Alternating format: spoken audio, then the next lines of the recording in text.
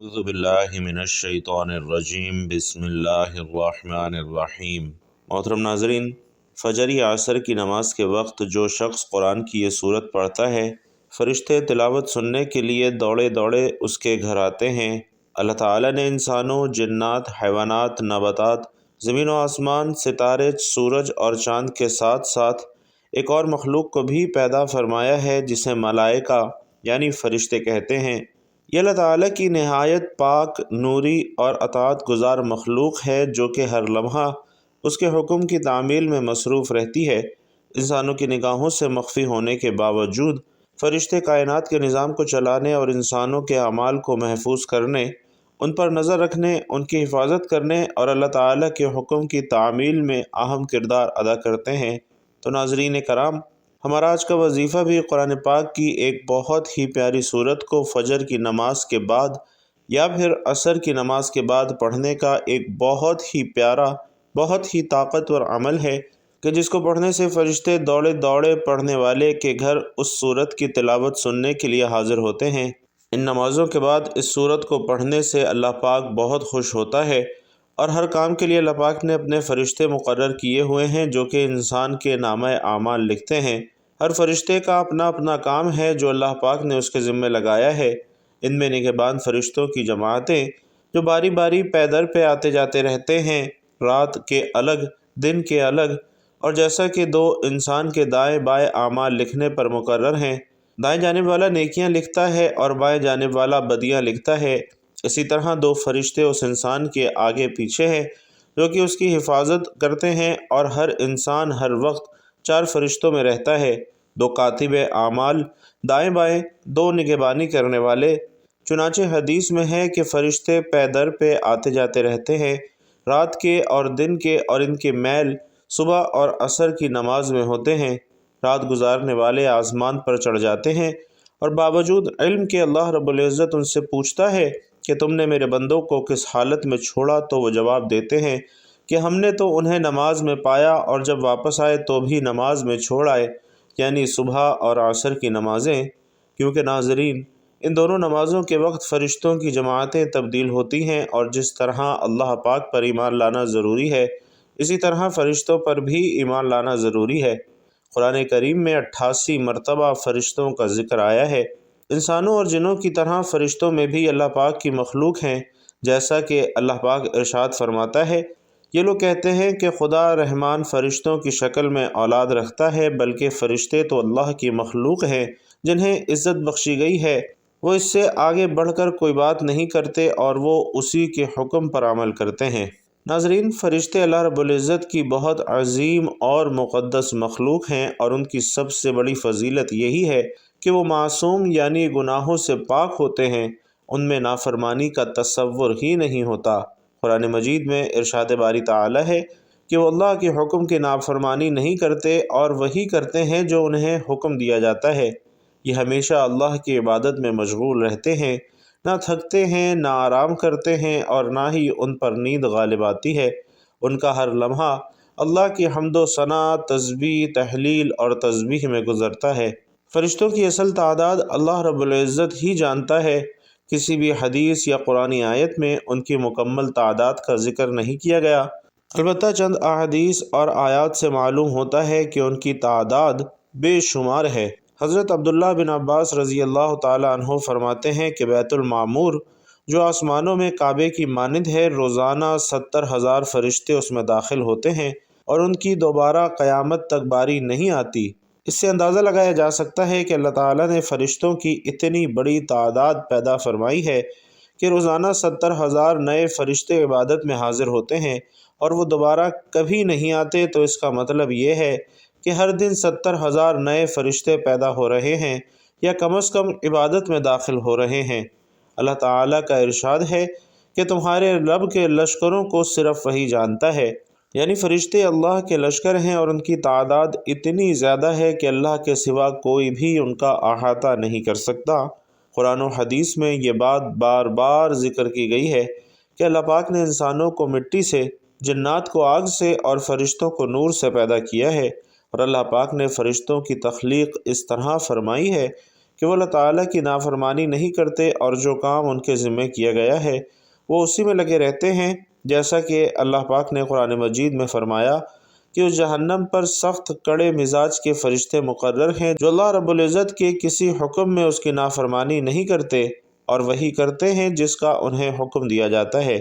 فرشتوں کو خالق کائنات نے ایسا بنایا ہے کہ وہ نہ کھاتے ہیں نہ پیتے ہیں، جیسا کہ اللہ تعالیٰ نے سورۃ الذاریات کی آیت نمبر 24 سے 27 میں حضرت ابراہیم علیہ السلام کے پاس آنے والے مہمانوں کا تذکرہ کیا جو کھانا نہیں کھا رہے تھے، تو حضرت ابراہیم علیہ السلام کو ان پر شک و شبہ ہوا اور بعد میں حضرت ابراہیم علیہ السلام کو معلوم ہوا کہ یہ تو فرشتے ہیں اور فرشتوں کی فطرت میں کھانا پینا نہیں ہے۔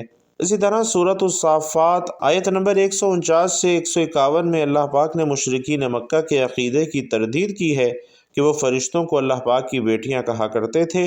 جس طرح اللہ پاک کی ذات پر ایمان لانا ضروری ہے، اسی طرح نور سے پیدا کردہ مخلوق یعنی فرشتوں پر بھی ایمان لانا انتہائی ضروری ہے۔ قرآن و حدیث نبوی میں فرشتوں کا بارہا ذکر آیا ہے اور اللہ رب العزت نے قرآن مجید میں فرمایا کہ یہ سب رسول اور تمام مسلمان اللہ پر، اس کے فرشتوں پر، اس کی کتابوں پر اور اس کے رسولوں پر ایمان لائے ہیں۔ مسلمانوں کی طرح یہود و نصارہ بھی تسلیم کرتے ہیں کہ فرشتوں کو اللہ پاک نے نور سے پیدا کیا ہے، یعنی دیگر آسمانی کتابوں میں فرشتوں کا ذکر ملتا ہے، اور عقل کا تقاضا بھی یہی ہے کہ اللہ پاک جن کو ہم نے بنا دیکھے خالق کائنات تسلیم کیا ہے اور جن و انس جنہیں اچھے کام کرنے اور برے کام سے روکنے کے لیے بنایا گیا ہے کے درمیان اللہ تعالیٰ کی ایک معصوم مخلوق موجود ہے جو اللہ پاک کے پیغام کو بندوں تک اور بندوں کے اعمال کو اللہ رب العزت تک پہنچانے اور جزا کے دن کے لیے پوری زندگی کے ایک ایک لمحے کے اعمال کو ریکارڈ کرنے اور دنیا کے نظام کو چلانے میں اللہ کے حکم کے مطابق اپنی ذمہ داریاں باحسن بخوبی انجام دے رہے ہیں۔ حالانکہ ہمارا یہ ایمان اور عقیدہ ہے کہ اللہ پاک ہر چیز سے پوری طرح واقف ہے، اسے فرشتوں کی بھی ضرورت نہیں ہے۔ چنانچہ دنیا کے ہر مذہب میں کسی نہ کسی شکل میں فرشتوں کا تصور موجود ہے، صرف لا مذہب لوگ ہی فرشتوں کے وجود کے منکر ہیں، جن کے پاس سوائے اس کے کوئی دلیل نہیں تو دیکھتے ہیں، لیکن یہ ان کا کہنا غلط ہے جس کے رد کی بھی ضرورت نہیں، کیونکہ دنیا میں بے شمار چیزیں نہ دیکھنے کے باوجود دنیا انہیں تسلیم کرتی ہے۔ مثلا عقل دنیا میں کسی بھی شکل میں موجود نہیں، لیکن ساری دنیا تسلیم کرتی ہے کہ اللہ پاک کے حکم سے اپنی اصل شکل کے علاوہ کسی دوسری شکل میں بھی ظاہر ہو سکتے ہیں۔ چنانچہ حضرت جبرائیل امین علیہ السلام کبھی کبھی انسانی شکل میں آپ کے پاس تشریف لاتے اور اللہ پاک کا پیغام آپ صلی اللہ علیہ وسلم کو پہنچاتے۔ ایسے موقع پر عموماً حضرت جبرائیل علیہ السلام مشہور صحابی حضرت یحییٰ کلبی رضی اللہ تعالیٰ عنہ کی صورت میں تشریف لایا کرتے تھے۔ حضرت جبرائیل علیہ السلام 3 مرتبہ اپنی اصل شکل میں تشریف لائے تھے، ایک نبوت کے بالکل ابتدائی دور میں، دوسری بار خود حضور صلی اللہ علیہ وسلم نے حضرت جبرائیل علیہ السلام سے ان کی اصل صورت میں ان کو دیکھنے کی خواہش ظاہر کی تھی، اور تیسری مرتبہ معراج کے موقع پر حضرت ابراہیم علیہ السلام، حضرت مریم اور حضرت لوط علیہ السلام کے قصوں میں بھی قرآن پاک میں مذکور ہے کہ فرشتے انسانی شکل میں ان کے پاس آئے تھے۔ اسی طرح دیگر کتب احادیث میں حضرت عمر فاروق رضی اللہ تعالیٰ عنہ سے مروی ہے کہ حضرت جبرائیل علیہ السلام نبی پاک صلی اللہ علیہ وسلم کے پاس ایک آدمی کی شکل میں تشریف لائے تھے، جبکہ آپ صحابہ کرام کے درمیان تشریف فرما تھے، اور حضرت جبرائیل علیہ السلام نے لوگوں کی تعلیم و تربیت کے لیے ایمان، اسلام اور احسان سے متعلق سوال کیے تھے۔ تو ناظرین، بات ہو رہی تھی فرشتوں کی تعداد کے بارے میں جو کہ اللہ رب العزت کے علاوہ کوئی نہیں جانتا۔ اللہ پاک فرماتا ہے کہ تمہارے پروردگار کے لشکر کو اللہ کے علاوہ کوئی نہیں جانتا، اور چند فرشتوں کے نام کا تذکرہ قرآن و حدیث میں موجود ہے۔ قرآن مجید میں 3 جگہ پر حضرت جبرائیل علیہ السلام کا تذکرہ صراحت کے ساتھ آیا ہے، اور بعض آیات میں حضرت جبرائیل علیہ السلام کا تذکرہ ان کے نام کے بغیر ہی وارد ہوا ہے۔ سورۃ البقرہ میں حضرت جبرائیل علیہ السلام اور حضرت میکائیل علیہ السلام دونوں کا تذکرہ موجود ہے۔ حضرت اسرافیل اور حضرت عزرائیل علیہ السلام کا موجود نہیں، لیکن ان کی ذمہ داری کو قرآن کریم میں بیان کیا گیا ہے۔ نیز احادیث اور تاریخی کتابوں میں کثرت سے ان دونوں فرشتوں کا ذکر موجود ہے۔ اسی طرح جہنم کے داروغہ مالک کا ذکر سورۃ الزخرف میں ہے، اور وہ دوزخ کے فرشتوں سے پکار کر کہیں گے کہ اے مالک، تمہارا پروردگار تمہارا کام ہی تمام کر دے۔ وہ کہے گا کہ تمہیں اسی حال میں رہنا ہے۔ سیدنا عثمان رضی اللہ تعالی عنہ نبی کریم صلی اللہ علیہ وسلم کے پاس آئے اور آپ سے دریافت کیا کہ بندے کے ساتھ کتنے کتنے فرشتے ہوتے ہیں؟ تو نبی پاک صلی اللہ علیہ وسلم نے فرمایا، ایک تو دائیں جانب نیکیوں کا لکھنے والا، جو دائیں جانب والے پر امیر یعنی سربراہ ہے۔ جب تو کوئی نیکی کرتا ہے تو وہ ایک کے بجائے 10 لکھی جاتی ہیں۔ جب تو کوئی برائی کرے تو بائیں جانب والا دائیں والے سے اس کے لکھنے کی طلب کرتا ہے۔ وہ کہتا ہے ذرا ٹھہر جاؤ، شاید یہ توبہ استغفار کر لے۔ 3 مرتبہ وہ اجازت مانگتے ہیں، تب تک بھی اگر اس نے توبہ نہ کی ہو تو یہ نیکی کا فرشتہ اس سے کہتا ہے کہ اب لکھ لو، یہ تو بڑا برا ساتھی ہے، اسے اللہ کا بھی لحاظ نہیں، یہ اس سے بھی نہیں شرماتا۔ تو ناظرین، جو بندہ فجر اور عصر کے وقت قرآن مجید کی یہ صورت پڑھتا ہے، جو کہ بہت ہی پیاری صورت ہے، جب یہ صورت نازل ہوئی اس کے ساتھ 70,000 فرشتے زمین پر اترے۔ اور ناظرین، یہ سورۃ الانعام ہے۔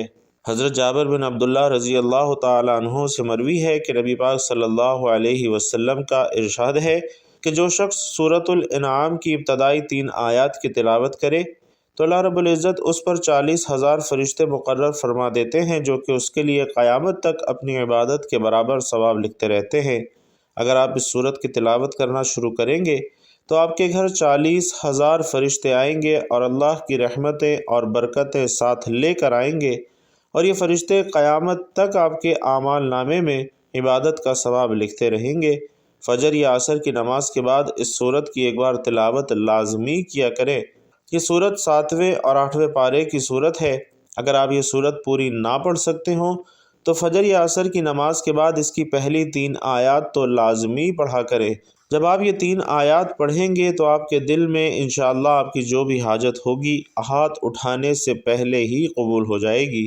سورۃ الانعام قرآن مجید میں مذکور سورتوں کی ترتیب کے لحاظ سے پہلی مکی سورت ہے، اور اس کا مرکزی مضمون یہ ہے کہ اس میں اسلام کے بنیادی عقائد جیسے اللہ رب العزت کے وجود، اس کی وحدانیت، اس کی صفات اور اس کی قدرت کو انسان کی اندرونی اور بیرونی شہادتوں سے ثابت کیا گیا ہے، وحی اور رسالت کے ثبوت اور مشرکین کے شبہات کے رد پر عقلی دلائل پیش کیے گئے ہیں، اور مرنے کے بعد دوبارہ زندہ کیے جانے، قیامت کے دن اعمال کا حساب ہونے اور اعمال کی جزا ملنے کو دلائل سے ثابت کیا گیا ہے۔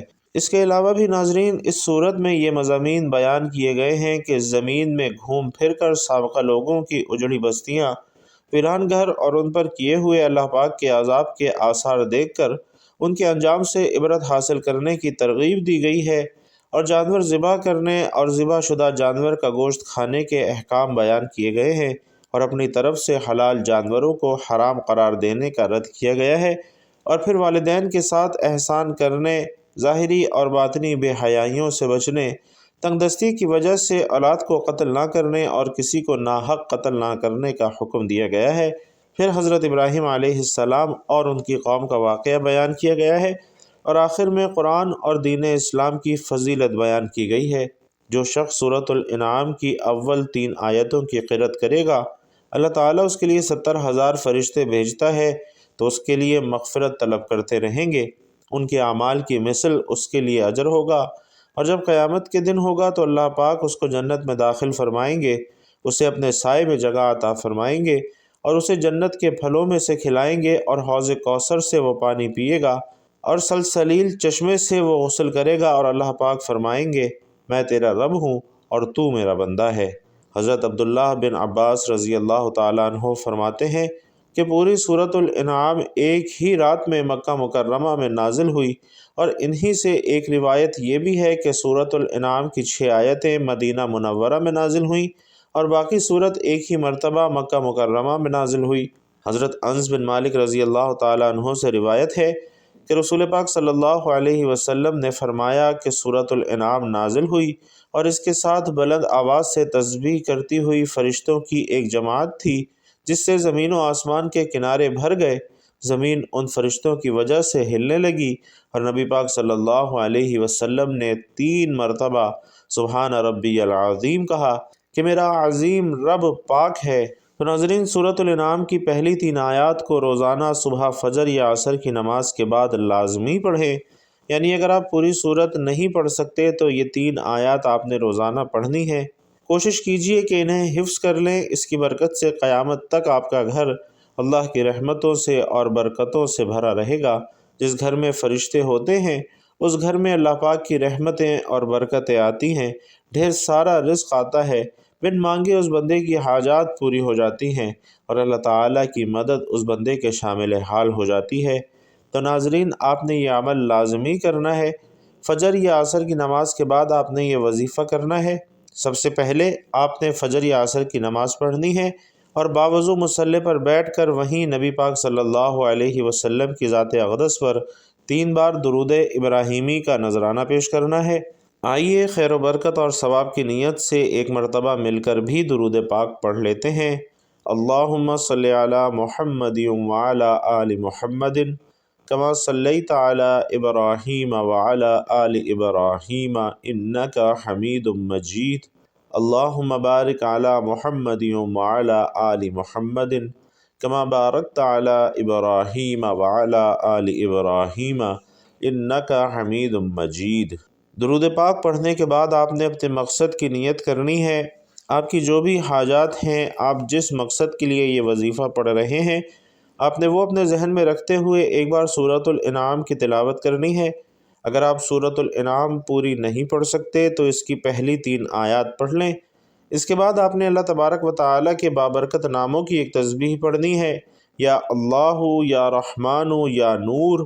جو شخص اخلاص کے ساتھ ان ناموں کا ورد کرتا ہے، اللہ تعالیٰ اس کے گرد نورانی فرشتوں کا پہرا مقرر فرما دیتا ہے اور یہ فرشتے اس کے دل و دماغ اور گھر کو نور سے بھر دیتے ہیں۔ اللہ تعالیٰ کے ان ناموں کی تسبیح پڑھنے کے بعد آپ نے آخر میں دوبارہ درود پاک پڑھنا ہے، جتنی تعداد میں آپ نے عمل شروع کرنے سے پہلے پڑھا تھا، اور اس کے بعد آپ نے آخر میں اللہ پاک سے دعا کرنی ہے۔ جو بھی مقصد آپ دل میں لے کر یہ وظیفہ کرنے بیٹھے ہیں، آپ نے اللہ کے حضور پیش کر دینا ہے۔ ناظرین، فرشتے اللہ رب العزت کی عظیم اور باعظمت مخلوق ہیں۔ وہ ہر وقت اللہ تعالیٰ کی عبادت میں مشغول رہتے ہیں اور اس کے ہر حکم کی فوری تعمیل کرتے ہیں۔ وہ نہ کھاتے ہیں، نہ سوتے ہیں، نہ تھکتے ہیں، نہ آرام کرتے ہیں۔ ان کی تخلیق کا مقصد صرف اللہ کی بندگی، نظام کائنات کو اللہ کے حکم سے سنبھالنا، انسانوں کی نگرانی اور ان کے اعمال کا ریکارڈ محفوظ رکھنا ہے۔ فرشتوں پر ایمان نہ صرف ایمان کا حصہ ہے بلکہ ہمارے دل میں اللہ تعالیٰ کی قدرت اور عظمت کا احساس بھی بڑھاتا ہے۔ لہٰذا ہمیں چاہیے کہ ہم ان تمام اعمال کو انجام دیں جو فرشتوں کی خوشنودی اور اللہ کی رضا کا سبب بنے، اور ان اعمال سے بچیں جو ہمارے کرامن کاتبین کو شرمندہ کر دیں، اور اپنے آپ کو گناہوں کی سچی توبہ کرنی ہے۔ سچی توبہ کرنے سے انسان اللہ تعالیٰ کے قریب ہو جاتا ہے، اور اللہ رب العزت سے آپ کا جو بھی مقصد ہو اس کی نیت سے اللہ پاک سے مانگنا ہے۔ اللہ رب العزت کے فضل سے یہ وظیفہ کرتے ہی آپ کی تمام خواہشات انشاءاللہ پوری ہو جائیں گی۔ اللہ رب العزت سے دعا ہے کہ ہم سب کو نیکی کی بات سننے، سمجھنے اور اس پر عمل کرنے کی طاقت اور توفیق مرحمت فرمائے۔ میرا سنانا اور آپ کا سننا اپنی بارگاہ میں قبول و منظور فرمائے۔ اللہ رب العزت ہم سب کو 5 گانہ نماز کی توفیق نصیب فرمائے۔ ہم سب کو روزانہ قرآن مجید پڑھنے کی توفیق نصیب فرمائے۔ نہ صرف پڑھنے بلکہ اسے سمجھنے اور اس پر عمل کرنے کی بھی توفیق نصیب فرمائے۔ اللہ رب العزت تمام مسلمانوں کی جائز حاجات کو پورا فرمائے۔ خاص طور پر جو بہن بھائی یہ بیان سن رہے ہیں اور جو اس دعا پر آمین کہیں گے، اللہ رب العزت ان کی تمام جائز حاجات کو پورا فرمائے، تمام مشکلات کو حل فرمائے۔ آمین یا رب العالمین۔ بھائیوں اور بہنوں، کمنٹ باکس میں آمین لکھ کر اپنی دعا میں شرکت ضرور یقینی بنائیے گا۔ اللہ تبارک و تعالیٰ آپ سب کا حامی و ناصر ہو۔ آمین یا رب العالمین۔